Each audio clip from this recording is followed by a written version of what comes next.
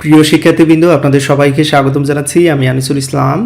আশা করি জাভাস্ক্রিপ্টের video series থেকে এই পর্যন্ত আপনারা অনেক কিছুই শিখে নিয়েছেন। তার মধ্যে উল্লেখযোগ্য হলো variables, data type, operator, if else, switch, loop, এরে, কনস্ট্রাক্টর, অবজেক্ট এবং ফাংশন। এত সকল জিনিস শেখার পর নিশ্চয়ই আপনাদের মনে প্রশ্ন জাগবে, এই সকল জিনিস আমরা ওয়েব ডিজাইনিং এর ক্ষেত্রে কিভাবে ব্যবহার করব। রাইট, তো ভিডিও সিরিজের শুরুতেই আমি আপনাদের বলেছিলাম জাভাস্ক্রিপ্টের মেইন উদ্দেশ্য হচ্ছে HTML এলিমেন্টস নিয়ে কাজ করা। এখানে দেখতে পাচ্ছেন দুটি HTML এলিমেন্ট রয়েছে, অর্থাৎ দুটি HTML ট্যাগ রয়েছে। তো প্রথমে আমি সাপোজ এই ক্লিক মি এই ট্যাগে যদি আমরা ক্লিক করি, কোনো কাজ এখানে দেখাচ্ছে না, বাট যখন আমি ক্লিক মি এই বাটনে ক্লিক করব তখন দেখতে পাচ্ছেন একটি অ্যালার্ট মেসেজ শো করতেছে। তো এই জন্য আমাকে যে কাজটা করতে হয়েছে, প্রথমে এই বাটনটাকে সিলেক্ট করতে হয়েছে, তারপর একটা কাজ আমাকে দিতে হয়েছে। তো এখানে যেমনটা করেছিল একটা অ্যালার্ট মেসেজ শো করেছে। তো প্রথমেই আমাদের শিখতে হবে কিভাবে কোনো একটা HTML এলিমেন্ট সিলেক্ট করতে হয়, এবং সেই জন্য আমাদের যেটা জানতে হবে সেটা হচ্ছে ডমের পূর্ণরূপ হচ্ছে ডকুমেন্ট অবজেক্ট মডেল। তো এই পর্যন্ত আমরা যা যা শিখেছি সব কিছুই এবার ব্যবহার করব, কিন্তু এই ডমের মাধ্যমে। ধরা যাক কোনো একটা বাটনে ক্লিক করব, দেন সেই বাটনের উপর ভিত্তি করে কোনো একটা কাজ করব। সো ওভারঅল যে জিনিসটা আমরা জানবো এবার সেটা হচ্ছে ডকুমেন্ট অবজেক্ট মডেল। এবং ডকুমেন্ট অবজেক্ট মডেলের বিষয় সম্পর্কে আমি থিওরিটিক্যালি যাব না, কারণ সব কিছু প্র্যাকটিক্যালি আপনাদের দেখাবো।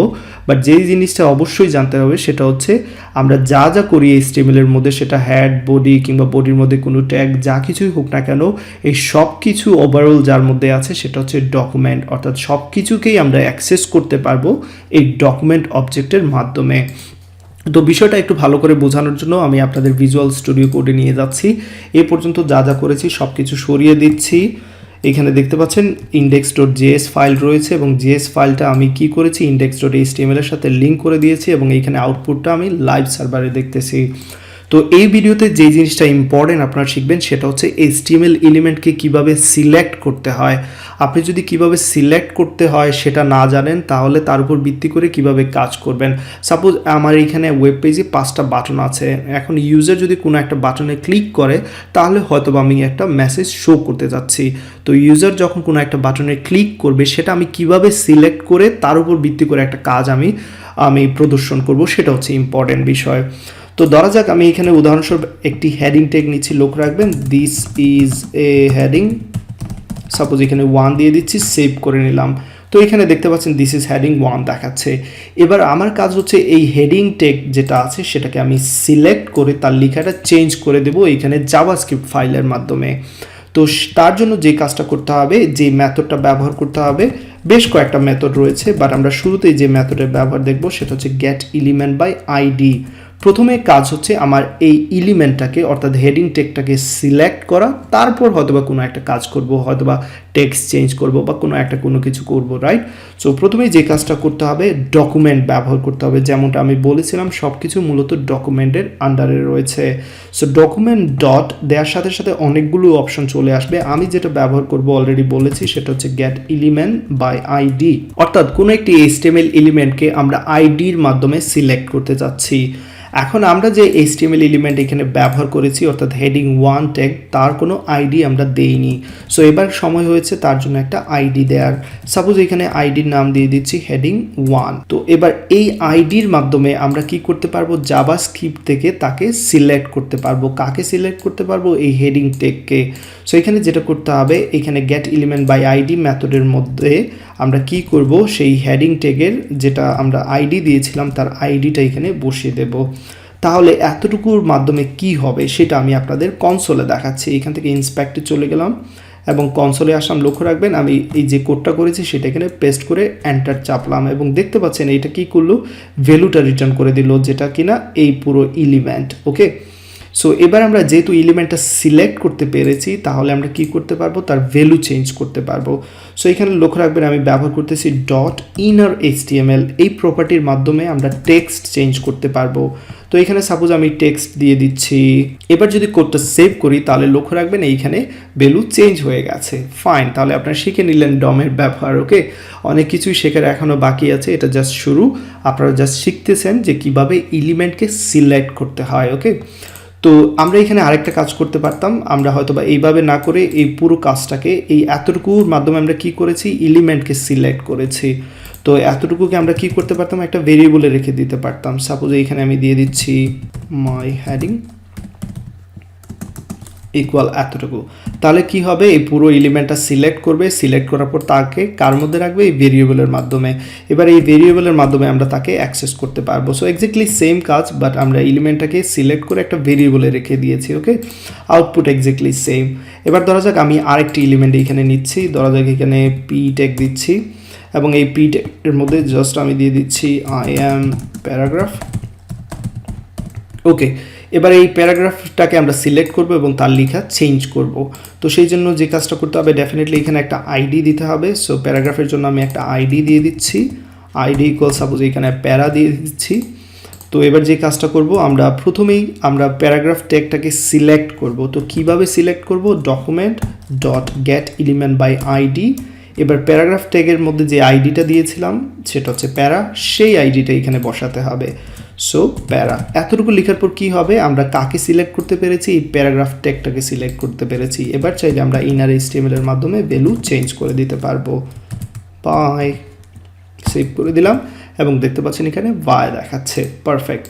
তো সাপোজ আমি এখানে আরেকটি হেডিং ট্যাগ নিচ্ছি, এটা কপি করে নিলাম, এইখানে পেস্ট করে দিলাম। সাপোজ এটার আমি আইডি চেঞ্জ করে দিচ্ছি হেডিং 2। এবার আপনারা ভিডিওটি পজ করে এইখানে দিস ইজ হেডিং 2 যেটা আছে তার লেখাকে আপনারা চেঞ্জ করে গুড বাই 2 বার লিখে দেখান তো। পারফেক্ট, আশা করি আপনারা সেটা করতে পেরেছেন। না করতে পারলে কোনো সমস্যা নেই, এটা খুবই সহজ ছিল। জাস্ট এতটুকু অংশ আবারও কপি করে নিচ্ছি, নিচে বসিয়ে দিচ্ছি, শুধু আইডিটা চেঞ্জ করে দিতে হবে হেডিং 2। সো এতটুকু কি করবে, এই যে সেকেন্ড যে এলিমেন্টটা আছে অর্থাৎ দ্বিতীয় হেডিংটাকে সিলেক্ট করে নেবে, এবং চাইলে এখানে ভেরিয়েবলটা অবশ্যই চেঞ্জ করে দিতে পারি আমরা, মাই heading 2 dot H inner HTML, এবং এইখানে দিয়ে দিচ্ছি গুড বাই 2 বার দেখাবো, তাই না? So good bye, good bye, save করে নিলাম এবং এইখানে দেখতে পাচ্ছেন গুড বাই 2 বার দেখাচ্ছে। তো আপনারা শিখে নিলেন গেট এলিমেন্ট বাই আইডির মাধ্যমে কিভাবে এলিমেন্টকে সিলেক্ট করতে হয়। এবার আমি আরেকটা পদ্ধতি শেখাবো, সেটা হচ্ছে get elements by tag name.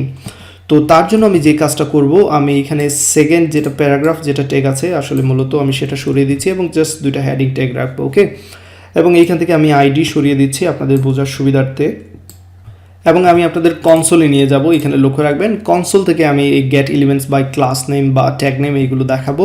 প্রথমে যেটা করব, ডকুমেন্ট দেওয়ার সাথে সাথেই পুরো ডকুমেন্ট সিলেক্ট হয়ে যাচ্ছে। তো আমরা যে কাজটা করব, get elements by ID use করব না, আমরা ইউজ করব get elements by tag name. So এখানে একটা পার্থক্য আছে, লক্ষ্য রাখবেন। গেট এলিমেন্ট বাই আইডি এখানে কিন্তু সিঙ্গুলার ছিল, but get elements by tag name so plural.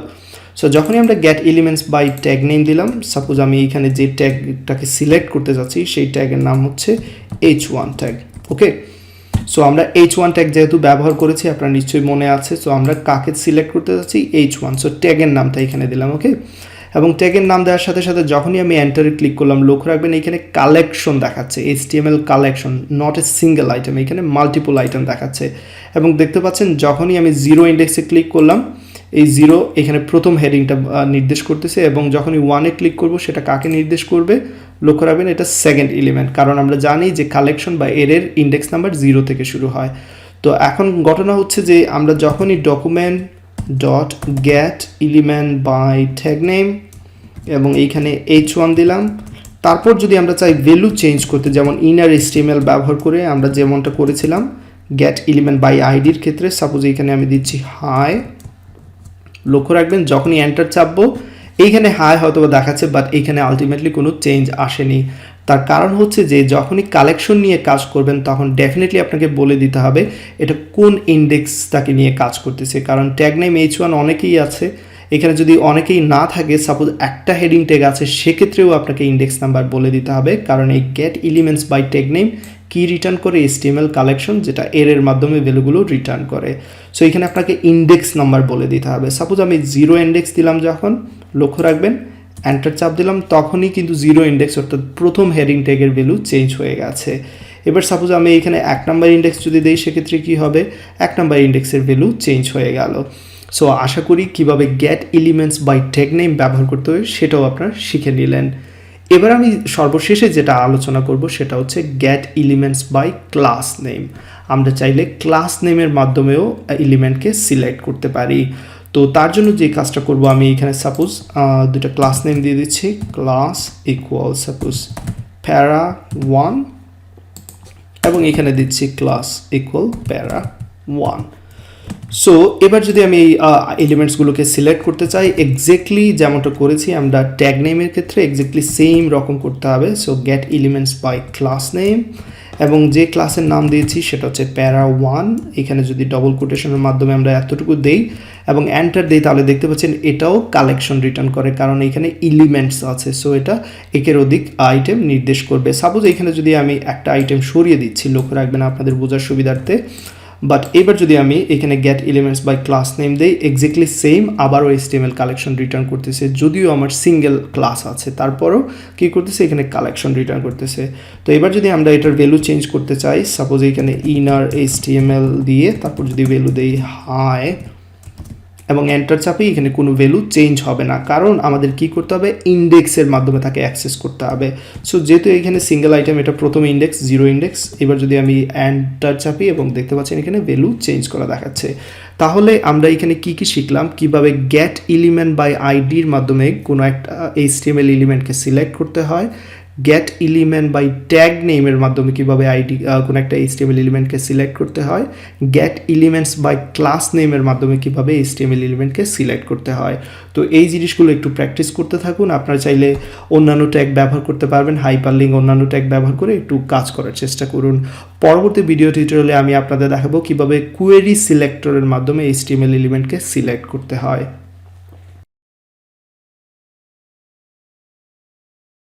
যদি আমার ভিডিওটি আপনাদের ভালো লেগে থাকে তাহলে অবশ্যই লাইক বাটনে ক্লিক করবেন। যারা এখনো পর্যন্ত আমার চ্যানেলে সাবস্ক্রাইব করেননি, এইখান থেকে সাবস্ক্রাইব করে নেবেন এবং সেই সঙ্গে বেল আইকনে ক্লিক করে রাখবেন, যাতে করে সবার আগে আমার ভিডিওগুলো পৌঁছে যায় আপনাদের কাছে।